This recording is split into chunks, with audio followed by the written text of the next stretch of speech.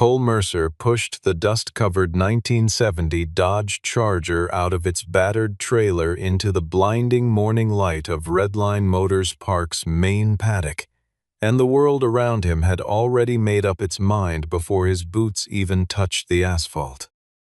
Everywhere he looked, machines gleamed under professional rigging, carbon fiber bodywork so polished it threw reflections like mirrors, team haulers the size of small apartment buildings, uniformed mechanics moving in choreographed silence, brand banners stretched 30 feet wide bearing the names of energy drinks and luxury watchmakers.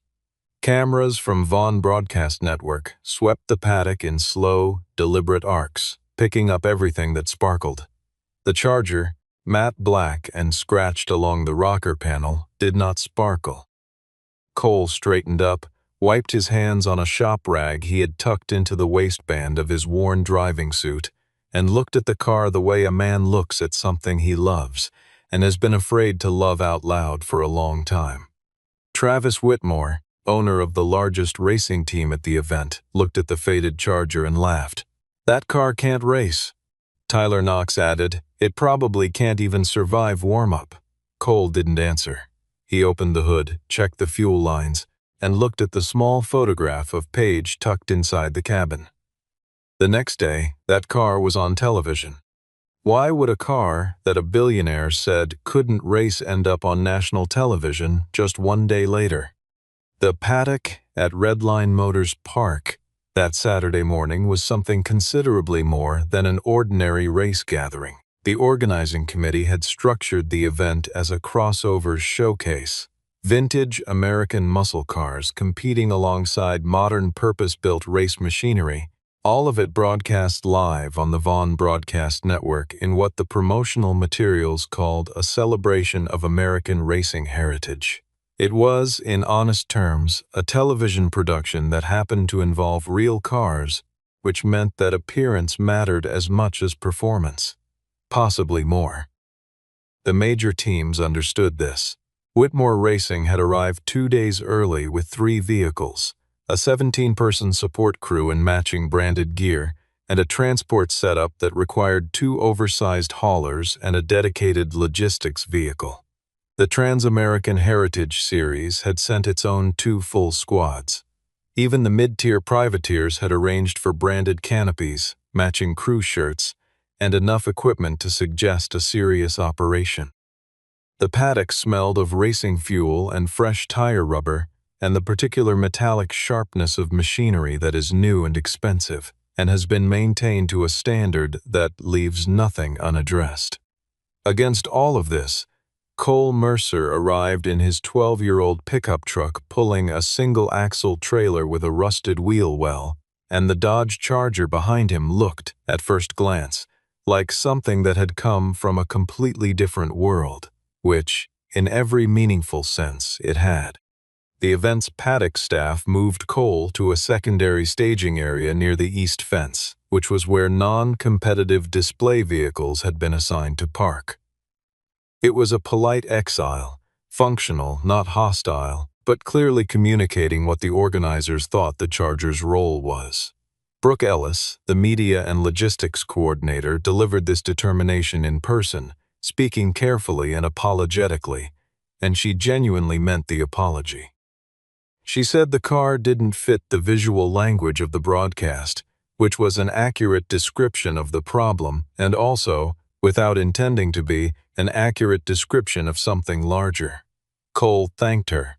He folded the paper she handed him and put it in his back pocket. He went back to checking the rear suspension. Nolan, 14 years old, stood behind his father with a clipboard that held the pre-event checklist, watching, waiting, learning, as he had been learning his entire life, from the specific way his father moved around a car, which was to say methodically, without wasted motion, without impatience, as though time spent understanding something correctly was never time wasted. Travis Whitmore came around the corner of his team's hauler later that morning in the company of Tyler Knox and a representative from one of the event's larger sponsors. He was mid-conversation and in the particular good humor of a man whose day is going exactly as planned. Then the Charger came into his sight line, and he stopped. He took in the flat black paint, the few stress cracks along the hood edge, the mismatched lettering on one of the old sponsor decals that had not been fully replaced. He looked at Cole, a man in a worn driving suit with no visible affiliation, no team shirt, no branding of any kind, someone who in every visible way did not belong in this paddock on this morning. Travis Whitmore laughed, not viciously. There was no cruelty in it, exactly, but with the easy automatic confidence of a man who has spent decades being right about what things are worth. "That car can't race," he said. Tyler Knox tilted his head slightly and said, "It belongs in a museum parking lot, not on a track." A pair of young sponsored drivers who had been passing nearby heard both remarks and let themselves smile, the way people smile when someone they admire has said something that confirms what they were already thinking. Cole heard all of it. He continued, checking the fuel line. He did not respond. Nolan stood behind his father and did not respond either, but filed the moment away with the precise and unforgiving memory of a teenager witnessing injustice done to someone he loves. What Cole had not said to Travis Whitmore, because Travis Whitmore had not asked, and because Cole was not in the habit of explaining himself to people who had not demonstrated any interest in listening, was that the engine beneath the Charger's worn hood had been rebuilt from a bare block. The rotating assembly had been balanced and blueprinted to tolerances that most engine shops wouldn't attempt on a competition motor, let alone a vintage street-derived piece.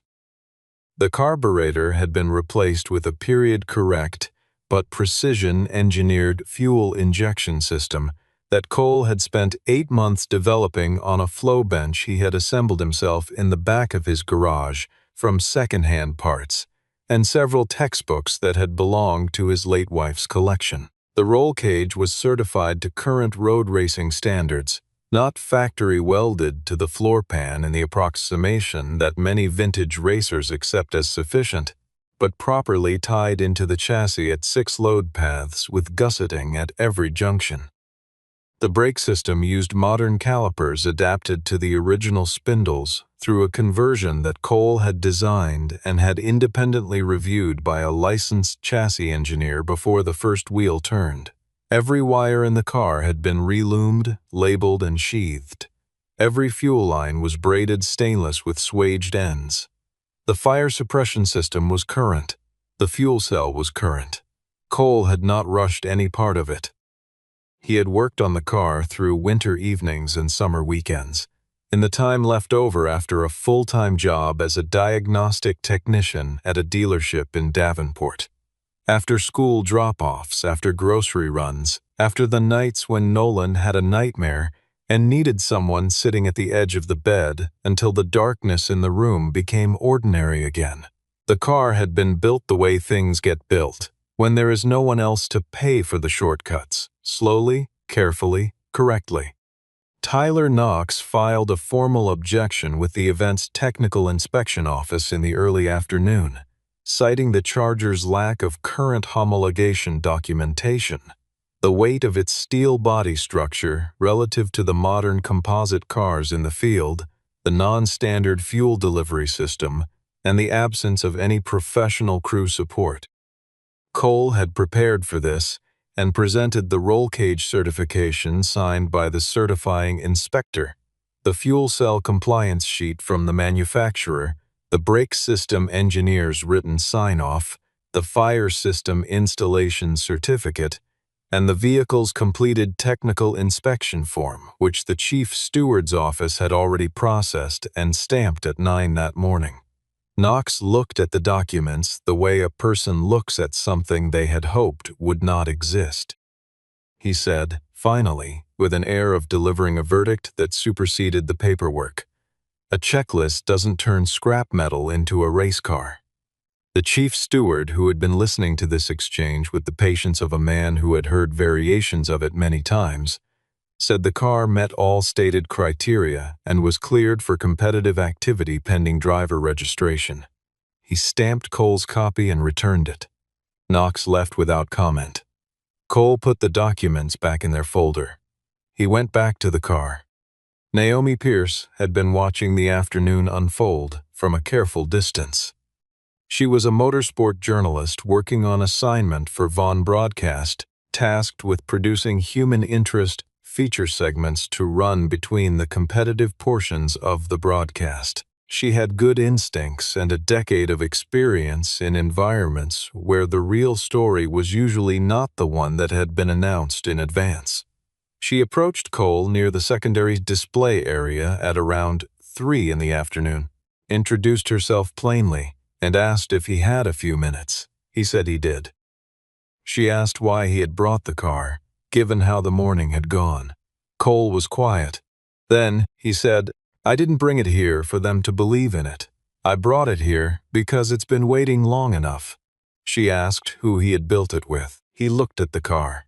The pause told her something. He said, "Most of it was me and a woman who isn't here anymore." Naomi wrote that down.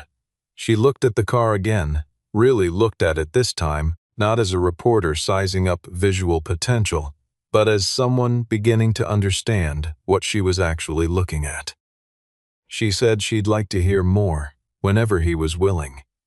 Cole said whenever she wanted. Then he went back to checking the tire pressures. Cole and Paige had met at a track day at a small regional circuit in southern Illinois, 11 years before the events at Redline Motors Park. Paige had been there as a technical volunteer for one of the run groups, and she had corrected something about Cole's corner entry technique with such direct and unhesitating certainty that he had been slightly offended, and then, in the next session, realized she was completely right. They had argued about it for an hour in the paddock after the event, and then gotten dinner and argued for another 2 hours about suspension geometry. And somewhere in the middle of that conversation, Cole had understood that he was in significant trouble. Paige Sullivan, as she was then, had grown up spending summers in her uncle's fabrication shop in Carbondale, and she understood metal the way certain people understand music. As a language, as a system with internal logic, something that told you things if you knew how to listen. She could read a chassis and identify where it was tired, where it had been stressed beyond its design intent, where it would hold and where it would eventually give. She had learned this from someone who treated the knowledge as a craft, and she treated it as a craft in return. They had found the Charger together in a salvage lot outside Peoria during a weekend drive that had been nominally about visiting a parts supplier and actually about two people finding reasons to spend time in a car together. The Charger was in the back corner of the lot under a collapsed steel shelving unit, windshield gone, interior stripped and rotted, engine seized, every body panel oxidized to the particular flat grayness of metal that has been rained on for years without protection. Paige had walked around it twice, crouched down to look at the floor pan from underneath, stood up, and said, "It's worse than we thought, and it's exactly what I want." Cole had pointed out, reasonably, that it was a disaster. She had said she knew. They had bought it for $1,200 and towed it home on a flatbed borrowed from her uncle. And within 3 weeks the garage had been rearranged around it with the quiet inevitability of a priority that has declared itself. Paige named it Blackbird almost immediately, not after the aircraft, though the reference was there, but because it reminded her of something she had read once about how the ugliest birds are sometimes the ones that fly the farthest. The car was ugly. She was sure it would fly. Paige did the chassis work herself. She repaired the frame, fabricated the subframe connectors from measurements she derived herself, designed the cage geometry based on current regulations and the specific load paths she identified in the Charger's body structure, and welded the entire assembly in sections over a period of 4 months, while Nolan was an infant asleep in a baby monitor-linked cradle in the corner of the garage. Cole worked on the engine in parallel. They communicated about the project the way people communicate when they are working on something together that they both care about completely, constantly, specifically, without the need to explain context, in the shorthand of people who share a vocabulary. They drank bad coffee at 11 at night and argued about setups and laughed about mistakes and made decisions about things that wouldn't matter for years, decisions that they recorded in notebooks because they had learned, from working on machines, that the details you don't record are always the ones you need later. Page's notebooks were meticulous. Cole's were comprehensive. Together they constituted a complete record of every choice that had gone into the car, which meant that the car, in some precise and literal sense, was also a record of the two of them. When Page was diagnosed, the project was roughly 70% complete. The engine ran and the chassis was solid, but the car had not yet turned a competitive wheel. They talked about finishing it after treatment. Then the treatment stopped working, and the conversation shifted toward Nolan, toward practical arrangements, toward the future Cole was going to have to manage without her. The car stayed covered in the garage. On one of the last evenings, when Page could sit in the backyard comfortably, Cole told her they would finish it when she was better. She looked at him with the particular gentleness that people learn when they have stopped needing to protect someone from the truth.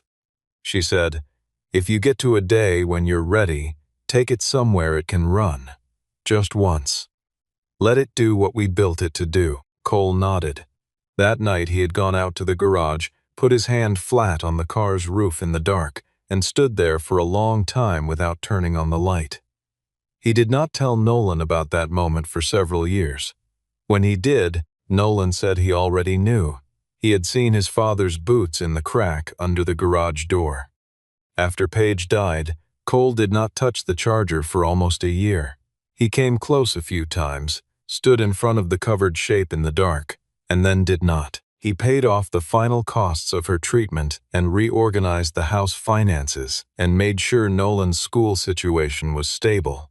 And then for several months after all of that was managed, he mostly worked. He sold some equipment he didn't need. He kept her notebooks. He kept the Charger. His brother-in-law suggested a collector might pay well for it. Cole said he'd think about it. He did not think about it. Nolan grew up with the car as a permanent feature of the garage, covered and still, the way a significant piece of furniture becomes part of a room. He knew not to sit in it, but Cole sometimes found him standing beside it with his hands in his pockets, just looking, in the way people stand near things that contain something they're not ready to speak about directly. Cole understood this completely, because he did the same thing. The Redline Motors Park listing appeared in a trade publication that Cole read every month on Sunday mornings. He set the magazine down. He picked it up again. He read the entry a second time. He went to the garage that evening and lifted the cover and stood there for a long time, and then he got out his tools. The crisis arrived 40 minutes before the broadcast's centerpiece segment was scheduled to go live. Whitmore Racing's primary vehicle, a current generation touring car that Travis had brought specifically for the live demonstration run, developed a fuel pressure irregularity during the final warm-up cycle. The car's data system registered 4 simultaneous fault codes. Tyler Knox had his lead technician read the codes out loud, heard the interpretation, and immediately began constructing a narrative in which the problem was minor. A sensor anomaly, an instrument glitch, something that looked more alarming on the screen than it was in the real world. He was not being dishonest out of contempt for anyone's safety. He was operating out of the particular professional reflex of people who have spent careers managing how information reaches principals and cameras. The instinct to contain the story before the story contains you. His technician was less certain. He said the data was consistent with an intermittent supply drop at the high-pressure pump. Knox said it was consistent with a sensor fault. They looked at each other. Knox said to prepare the car. Warren Hale was 62 years old and had been a crew chief at the senior levels of American road racing for more than 3 decades before stepping back to occasional consulting work, and he had been present at Redline Motors Park that weekend, in a semi-official capacity that gave him access without obligation. He had no stake in Whitmore Racing's outcome. He looked at the fault code data for 90 seconds, asked one question about the wiring harness routing near the fuel module, and said the car should not run. Not in the context of this particular fault, on this particular day, with this particular operational risk calculus. He used the word probably once, meaning it as a caveat about severity, and recognized immediately that Knox had heard it as permission. Warren walked to Claire Vaughn's production position and told her what he had seen and what he thought. Claire, who had produced live motorsport programming for 11 years and had developed a functional immunity to last-minute emergencies, listened, confirmed independently with the chief technical steward, and began moving toward solutions without wasting time on the sequence of events that had produced the problem. Brooke Ellis produced a list of on-site vehicles with completed safety certification that could potentially fill the demo segment slot. The list was short. The Charger was on it. The only non-team vehicle that had passed full technical inspection that morning. Claire called Warren over. She asked one question: could the car run? Warren looked across the paddock at Cole, who was sitting on the trailer hitch with a sandwich, watching a sparrow investigate the gap under a nearby hauler. He said, if he built it, it can. Tyler Knox arrived at Claire's position at a pace that suggested urgency he was trying to disguise as purpose, and delivered a comprehensive argument against the substitution. The car was inappropriate for national broadcast. It was old. It lacked professional presentation. It would make the event look amateurish. Nobody wanted to watch vintage machinery doing demo laps when the program had been promoted on Whitmore Racing's name. Claire listened to all of it. Then she asked Knox whether his team's car was going to run. He said they were still evaluating. She said that was not a yes. She thanked him for his input and went to find Cole. Cole heard the proposal. He was quiet for a moment in the way he was always quiet when he was thinking about something that mattered. He looked at the Charger. He understood that this was a different kind of moment from the one he had imagined on all those evenings in the garage. This was not private, not personal, not the clean and simple act of taking the car somewhere it could move and letting it move. This was loud and public and complicated. He also understood that the two kinds of moments, the private one he had been preparing for and this noisy, imperfect, contingent one in front of cameras, were now the same moment, and that this was simply how it had decided to arrive. He looked at Nolan. Nolan looked back with the focused stillness of a young man who has learned not to push his father toward decisions, but who also knows when a decision has already been made. Cole told Claire he would need the night to finish his preparation and that Tyler Knox was not to have any access to the car's setup. Claire agreed to both conditions without hesitation. The night was slow and thorough and complete. Cole, Nolan, and Warren established themselves in a corner of the covered paddock garage that Brooke had arranged, spread the Charger's documentation across a folding table, and began from the front of the car and worked backward. Steering geometry, front suspension settings, brake bias, wheel bearing preload, coolant level, oil pressure, ignition timing curve. Cole ran the fuel system through its full operational range twice and found, on the second run, a pressure hesitation at peak load that felt wrong. Not dramatic, not a clear failure, but not right either. A small irregularity in the data that the car's behavior under load would eventually amplify into something real. Warren agreed it was worth investigating. Nolan had been listening carefully and had started forming his own diagnostic intuitions from years of watching and had suggestions of his own now. Tentative, offered carefully, but increasingly accurate. He suggested checking the secondary fuel line clamp near the firewall. It was the kind of detail that a scheduled inspection catches and a rushed evaluation misses. Cole found the clamp. It was loose by exactly the amount required to create microfluctuation under sustained high-demand operation. Not enough to fail immediately, enough to fail eventually, and racing is mostly the management of eventuals. He replaced the clamp. He ran the system again. The hesitation was gone. He remembered, while doing this, that Page had documented a nearly identical symptom in the Charger's original build log. In the red-covered spiral notebook he kept in the bottom drawer of his toolbox. He found the notebook. He opened it to a page near the back where her handwriting, precise and slightly angular, described a fuel pressure anomaly she had tracked down to a clamp torque issue in almost exactly the same location. She had written in the margin, "Secondary line, always check twice. It moves when the engine torques." The note was 6 years old.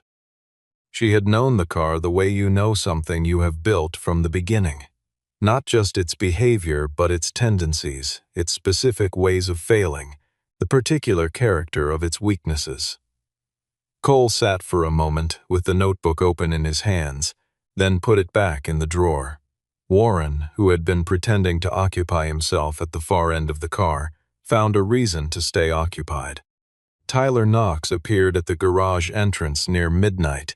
He stood in the doorway with his hands in his jacket pockets and made a speech about consequences, about what would happen if the car underperformed on live television, about the number of people watching, about the difficulty of recovering a reputation once it had been attached to a public failure. It was the speech of someone who genuinely believed that the fear of embarrassment was the most powerful motivating force available.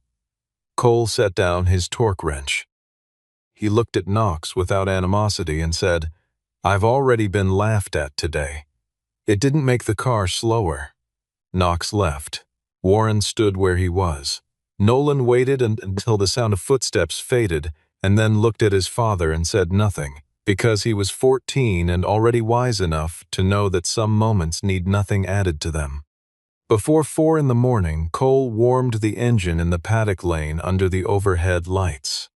The V8 came up through its cold idle range without stumble or hesitation, settled into a deep, steady rhythm at operating temperature, and responded to throttle with the clean, immediate rise in note of an engine that has been built correctly and has finally been given room to demonstrate that fact. The sound carried through the quiet paddock, past the sleeping haulers and the parked trailers and the darkened team garages, with a particular authority that has nothing to do with volume. Warren stood to one side with his arms crossed. He nodded once. Cole brought the engine back down, let it idle for 2 full minutes while he watched the gauges, and shut it off.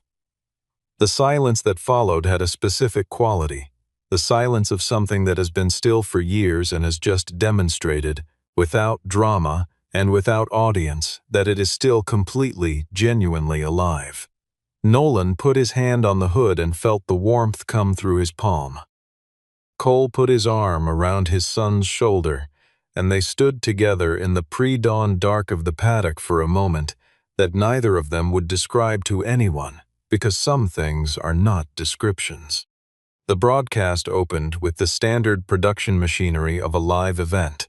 Technical packages, sponsor features, presenter walk-ons, the deliberate and practiced escalation of a production team building toward its centerpiece. The substitution of the Charger had been processed as an administrative update and noted in the revised briefing materials, but it had not been elevated as a story point by anyone in the production hierarchy. It became one because Naomi Pierce had spent part of the previous evening editing a 2-minute feature package from the footage she had gathered. Cole in the paddock, Cole and Nolan working through the night, the engine running in the pre-dawn dark, and a still photograph of Paige beside the car that Cole had given her permission to use. Paige young and smiling, hands dark with grime, clearly happy, clearly in the right place. Naomi had sent it to Claire's segment producer at 6 in the morning with a note that said simply, "You'll want to see this before the broadcast." Claire's segment producer had watched it twice, forwarded it to Claire, and called Naomi back within 10 minutes. Travis Whitmore was in the VIP compound adjacent to the broadcast hub when the demo segment began.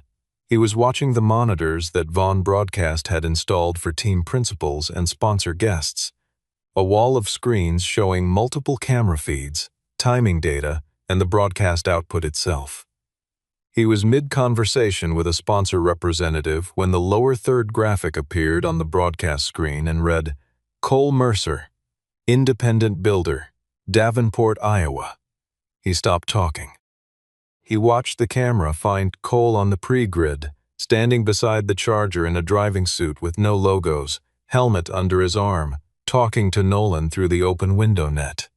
Travis Whitmore set down his coffee. The sponsor representative made a remark about the old car. Travis did not respond. He kept watching. The presenter's voice went across the broadcast. Built over 6 years by single-father Cole Mercer in a 2-car garage in Davenport, Iowa, this 1970 Dodge Charger, which its builder calls Blackbird, has never run a competitive lap. Until today. Then Naomi's footage came in, cut cleanly into the opening segment. Cole in the garage light, Nolan handing his father a wrench, the still photograph of Paige. Younger, smiling, alive, her hands dirty with the work of a project she would not live to see completed. Travis Whitmore stood at his monitors and watched all of it. Cole pulled his helmet on at the grid with the focused, practical attention of a man who has been preparing for something a long time. The Charger's V8, all of it rebuilt, all of it balanced, all of it understood from the inside out, settled into its pre-race idle with the particular authority of a prepared engine in a quiet moment. The broadcast audio caught the note clearly. In the VIP area, in the grandstands, in the homes of however many thousands of people who were watching, that sound arrived with the specific identity of something genuine. Not managed, not produced, not manufactured to specifications.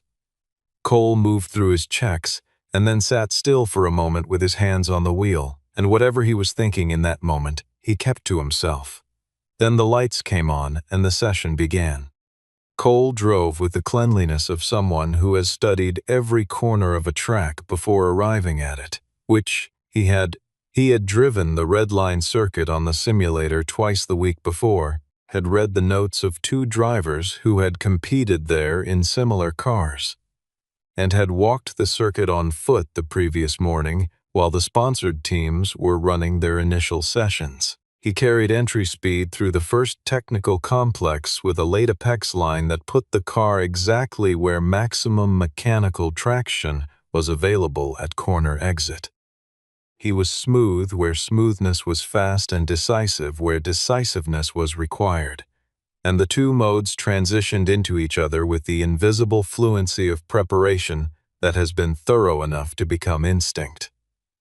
On the 4th lap, one of the modern cars in the group developed an oversteer condition at the exit of the long sweeper, drifted wide, and left a gap on the inside that Cole evaluated in a fraction of a second and drove through cleanly. No contact, correct speed, controlled exit, the Charger's broad rear end, settling under traction as the straight opened ahead. The camera at the corner exit captured the entire sequence.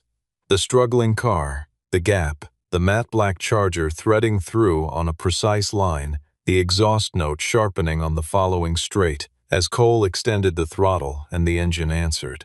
It was, in duration, perhaps 4 seconds of footage. It was, in terms of what it showed, a complete statement. Cole heard the broadcast commentary through the delayed feed that Nolan was monitoring from the pit wall on a second-hand radio. He heard the presenter say Paige's name during the 3rd lap, heard it embedded in a sentence about the car's history and the 6-year build, and felt something shift in his chest that was not grief and was not its absence. Something more like the specific feeling of hearing a truth spoken in the right register at the right time. He breathed carefully. He thought of something Paige had said when the car was nearly finished, when it had started to look like the thing they had imagined rather than the thing they had found. She had said, somewhat to herself, looking at the car from the garage doorway, "Let it run like it remembers me." He had not fully understood it then. He understood it now, with the car moving under him and the engine carrying all of her decisions, the suspension geometry she had chosen, the chassis stiffness she had calibrated, the weight distribution she had worked out on paper and verified through feel, expressing themselves as balance and response, and the specific sensation of a car that is right. He brought the Charger through the final corner, down the short straight, across the line, and the sound from the spectator area was longer and louder than he had expected. And he sat in the car for a moment after crossing the finish and let that sound be what it was. The clip moved quickly. By the time Cole had parked and climbed out and removed his helmet, the pass in the sweeper, 4 seconds, matte black Charger, gap, clean exit, had already been clipped and posted by the Vaughn broadcast social team. But the segment that moved faster and further and to more people was the 30 seconds from the opening package. Cole in the dark garage, Nolan handing the wrench, Paige in the photograph, the note that said built over 6 years. That sequence had the quality that professional producers spend entire careers attempting to manufacture and that genuine stories occasionally produce without effort. The quality of being recognizably true in a way the camera can feel and audiences have learned to identify. Someone had also found the paddock footage from the previous morning. Someone had clipped it clean. Travis Whitmore saying, "That car can't race," then cut directly to the Charger crossing the finish line. That version found its audience with the speed and efficiency of something that confirms what a large number of people had already decided they felt. Travis Whitmore was approached outside the VIP compound by a broadcast journalist within an hour of the session's end. The journalist had the clip on his phone and asked Travis directly about the statement.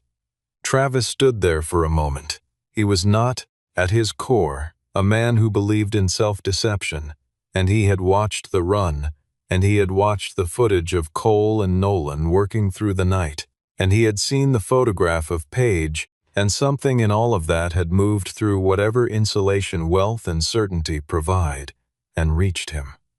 He took a breath. He said he had misjudged the car. He said he had made an assumption based on appearance and had been wrong about it. He said it looking at the camera, without hedging, without redirection. It was not comfortable for him. It was, because of the visible discomfort, entirely credible. Tyler Knox did not handle his moment with the same straightforwardness. Naomi had obtained the Whitmore Racing technical session log from the chief steward's office. The record that showed the fuel system fault code had been flagged internally during the previous day's practice session, logged and not acted upon. She asked Knox about the sequence of events.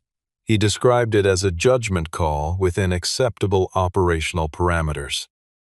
Warren Hale was standing nearby and had not been asked for a comment but offered one regardless, in the measured and unhurried tone of a man who has nothing left to protect.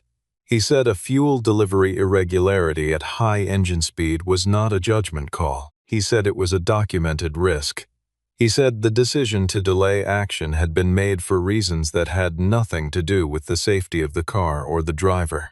He said all of this calmly and specifically, and in the presence of Naomi's camera. That statement became the second most shared item from the broadcast day.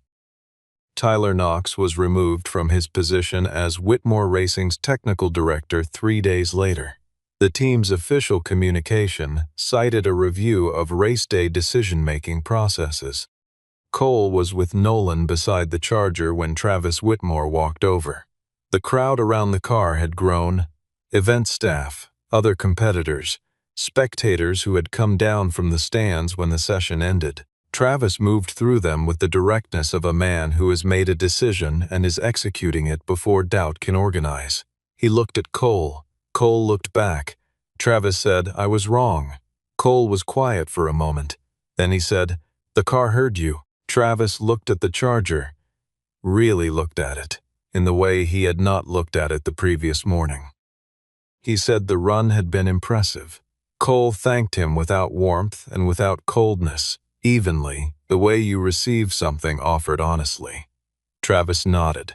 He left. The small crowd around them had been close enough to hear the exchange. Nobody said anything. The silence afterward had a texture to it, a collective recognition of something that had resolved the way it was supposed to resolve, without theater, without a winner's speech, without any of the performances that public confrontations usually require. Warren Hale began appearing at Cole's garage in Davenport on occasional Saturdays after the event, driving 3 hours from his house in Indianapolis with a thermos of coffee and his own toolbox in the truck bed. He worked on what he called the Charger's unfinished details, the suspension corner weights, the gearbox shift quality, the brake pedal feel under progressive application. He never asked for payment. Cole never offered any. They worked in the comfortable near silence of two people who understand the same language and don't need to narrate it. Nolan worked alongside them both, asking questions when he had them and listening to the answers, building toward something that was taking shape in him the way things take shape when they are grown rather than installed. Several sponsors reached out to Cole in the week following the broadcast. Offers arrived for logo placement, parts supply contracts, commercial usage rights. One brand representative wanted the Chargers' image for a campaign. Another offered a fee for the broadcast footage. Cole thanked each of them and declined each of them. Travis Whitmore called personally a few days after the event. He made an offer for the Blackbird, a figure that Cole's accountant confirmed was significant, the kind of number that doesn't come along without consideration. Cole told Travis he appreciated the call. Travis asked why the answer was no. Cole said, "It's not a collectible, it's a promise I made to someone." There was a pause on the line. Travis said he understood. Cole thought, with some surprise, that Travis might actually mean it. Claire Vaughn called 10 days after the event. She was developing a documentary series, 6 episodes, focused on independent builders, small garages, vintage race vehicles, and the specific kind of knowledge that the people who work alone in the dark with their hands carry and have always carried. She said she had spoken to 3 other subjects and that Cole and the Charger were the beginning she had been looking for. She said she wanted to tell the story honestly, without the narrative shortcuts that television habitually uses to make real things more convenient, without turning Cole into a symbol of something, without reducing the car to a metaphor, without rushing toward the emotional moments or constructing conflict where none existed. Cole asked what that commitment meant in practical terms. She said it meant real time in the garage, real work shown in real duration, no imposed story structure, no coaching of subject responses. She said if a segment was boring, it would stay in because actual work was frequently boring, and that was part of what made it honest. Cole said that was the only version he would consider. He said one condition: the series would show the craft as craft. The welders, fabricators, and machinists would be shown as people who know something, not as background characters, not as color, not as supporting roles in a larger narrative that belonged to someone else. Claire said she would write that into the development agreement. Cole said he would have a lawyer review it. Claire said that was exactly the right answer. Nolan asked his father that evening whether they were going to be on television again. Cole said probably. Nolan said I thought it might be weird. Cole agreed some parts would probably be weird. Nolan considered this and said he thought it would be okay anyway. Cole said he thought so too. Nolan was quiet for a moment and then said, "Mom would have had opinions about how they lit the garage." Cole laughed, a real laugh, open and unguarded. He said Paige would have had strong opinions about everything related to the production and would have been right about most of them and vocal about all of them. They sat together in the garage for a while after that, in the particular comfort of two people who have found a way to talk about someone they love without the weight of it closing everything down. The charger was back on its stands. Warren's most recent notes were on the workbench. The evening light came in through the high windows in long, flat bars and fell across the car's roof, and the black paint absorbed it in the way old things absorb light, quietly, without reflection, taking it in rather than sending it back. Late on the evening after the event, before the drive back to Davenport, Cole had loaded the charger back onto the trailer alone, guiding it slowly up the ramps while Nolan walked ahead, signaling, the two of them working in the practiced quiet of a shared routine. When the car was secured and the cover was down, Cole stood at the rear of the trailer in the late afternoon light. Claire had come over to say something about the broadcast, about the response, about what the next steps might look like. He had been only partly listening. She paused and tried again and said, "You know, the whole country just watched that car race." Cole looked at the trailer, at the shape under the cover, at the outline of the roofline and the rear spoiler pressing gently against the fabric. He said quietly, "No, the whole country just watched it be remembered." Claire didn't have an answer for that. She nodded and left him to it. Cole put his hand flat against the side of the trailer, palm open, the metal warm from the afternoon. Somewhere beneath the cover, in the dark, the engine was cooling through its cycles, ticking as the heat moved outward and the metal contracted back toward stillness. It had run one lap for Paige. It had run one lap for Cole. And it had run one lap, perhaps, for every project left covered in a garage somewhere. Every half-finished thing and paused dream and quiet promise made to someone who is no longer there to see it completed, but who is present in every decision that went into the building of it, present in the balance of the chassis and the note of the engine and the way it holds a line through a corner. The Blackbird had been dismissed. It had been ugly and covered in dust and declared incapable by a man with every advantage and no particular reason to look closer. It had run anyway. It had done the thing Paige always said it would do. It had flown.